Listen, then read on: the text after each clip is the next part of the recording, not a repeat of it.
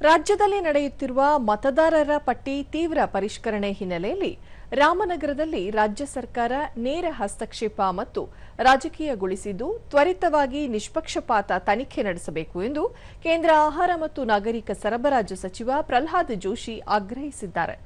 ಈ ಕುರಿತು ಸಾಮಾಜಿಕ ಜಾಲತಾಣದಲ್ಲಿ ಮಾಹಿತಿ ಹಂಚಿಕೊಂಡಿರುವ ಅವರು, ರಾಮನಗರದಲ್ಲಿ ನಡೆದ ಮತದಾರರ ವಿಶೇಷ ಪಟ್ಟಿ ಪರಿಷ್ಕರಣೆ ಪ್ರಕ್ರಿಯೆಯಲ್ಲಿ ಬೃಹತ್ ಅಕ್ರಮ ನಡೆದಿದೆ.